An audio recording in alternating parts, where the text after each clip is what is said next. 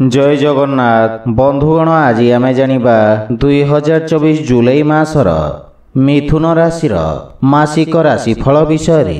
एही मासिक राशिफल ग्रहंक स्थिति और चलन को नहीं आधारित एवं ग्रहंक स्थिति और चलन आम जीवन रे बहुत प्रभाव पकई थाए, जहा फल रे आम जीवन रे केबे सुख आसी थाए तो केबे दुख आसी थाए। सेथिपाई ग्रहंक स्थिति और चलन को नहीं आमे पारिवारिक जीवन, वैवाहिक जीवन, आर्थिक स्थिति, शिक्षा, व्यवसाय एवं स्वास्थ्य विषय रे संपूर्ण विश्लेषण करी कहिबो। सेथिपाई वीडियो को शेष पर्यंत देखंतो और जो माने आम चैनल को नुआ करी आछंती तळे थिबा लाल रंगर सब्सक्राइब बटन को दबे आम चैनल को सब्सक्राइब करंतो और पाखरे थिबा घंटी बटन को दबे ऑल रे सिलेक्ट करंतो, काहेकि ना आमे अपलोड करिथिबा प्रत्येक वीडियो रो नोटिफिकेशन आपण सर्वप्रथमे पाई परिबे। बंधुगण मिथुन राशि रो व्यक्तिंक पई 2024 जुलाई मासटी आपणक पई किछि क्षेत्र रे अनुकूल परिणाम नेकी आसीबा। क्यारियर तथा कार्य क्षेत्र दृष्टि मासटी आपणक पई सकारात्मक परिणाम प्रदान करिबा, किंतु दशम भाव रे राहु विराजित रहिबे, जहा फल रे कार्य क्षेत्र को नहीं आपणको सजग रहिबार आवश्यकता रहिछि। आपण आवश्यक ठारू अधिक शीघ्रता प्रदर्शित करिबे। जे कोनोसी कार्य को शॉर्टकट तरीका करिबारु आपण को दूरे रहिबा उचित। दशम भावर स्वामी देवगुरु बृहस्पति द्वादश भाव रे विराजमान रहिबे, जहा फल रे कार्य क्षेत्र संबंधित यात्रा करिबा को पड़िबा। षष्ठ भावर स्वामी मंगल एकादश भाव रे विराजित रही आपण को चाकरी क्षेत्र रे उत्तम सफलता प्रदान करिबे। व्यवसाय क्षेत्र रे जड़ित व्यक्ति को देवगुरु बृहस्पति कृपारु विदेश स्रोतरु लाभ प्राप्ति हेबा। व्यवसाय रे उन्नति हेबा एवं समृद्धशील व्यक्ति सहयोग प्राप्ति हेबा।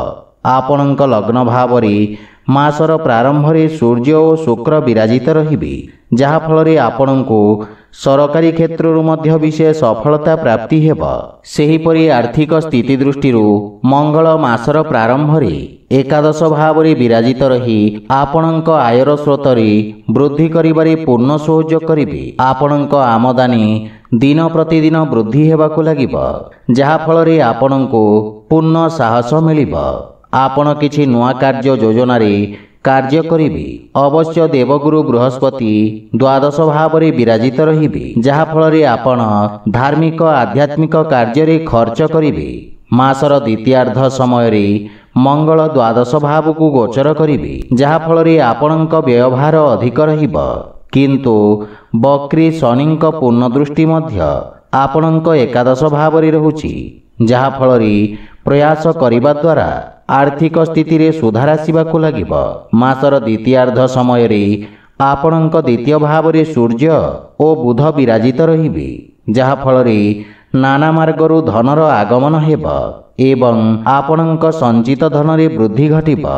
सेहीपरि प्रेम और वैवाहिक जीवन दृष्टि मासटी अनुकूल रहिबा, किंतु मंगलंक दृष्टि पंचम भाव रे थिबारु प्रेम संबंध रे मझिरे मझिरे वाद विवाद और मतभेदर सामना करने को पड़िबा, किंतु शुक्रंक अनुकूल स्थिति कारणरू स्थिति को नियंत्रण करी प्रेम जीवन रे आगकू बढ़िबारे आपण सक्षम हेबे। मासर द्वितीयार्ध रे मंगल द्वादश भाव को गोचर करिबे, जहा फल रे प्रेम संबंध मजबूत हेबाकू लागिबा।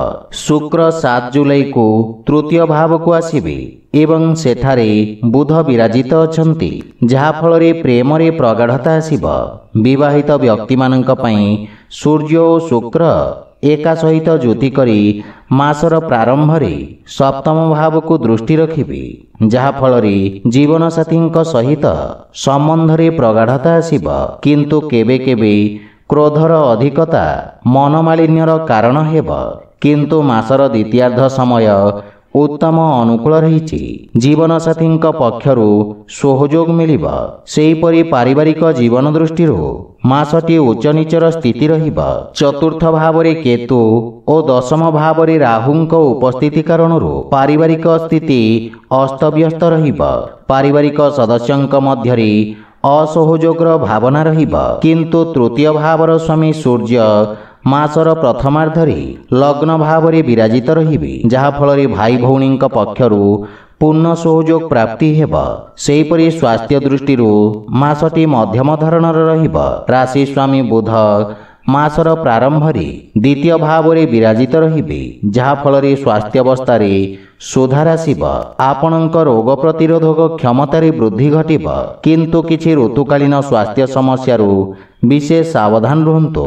ଆପଣଙ୍କ ପାଇଁ ପ୍ରତିକାର ହେଲା ଆପଣ ପ୍ରତ୍ୟେକ ବୁଧବାର ଦିନ ଭଗବାନ ଗଣେଶଙ୍କୁ ଦୁବ ଅର୍ପଣ କରନ୍ତୁ, ଶୁଭ ଫଳ ପାଇବେ। ତ ବନ୍ଧୁଗଣ, ଏହା ଥିଲା 2024 ଜୁଲାଇ ମାସର ମିଥୁନ ରାଶିର ମାସିକ ରାଶିଫଳ ବିଷୟରେ। ଯଦି ଭିଡ଼ିଓଟି ଆପଣମାନଙ୍କୁ ଭଲ ଲାଗିଥାଏ, ଲାଇକ୍ ସେୟାର ଓ କମେଣ୍ଟ କରି ଜଣାନ୍ତୁ ଏବଂ ଆମ ଚ୍ୟାନେଲକୁ ସବସ୍କ୍ରାଇବ୍ କରନ୍ତୁ। ଜୟ ଜଗନ୍ନାଥ।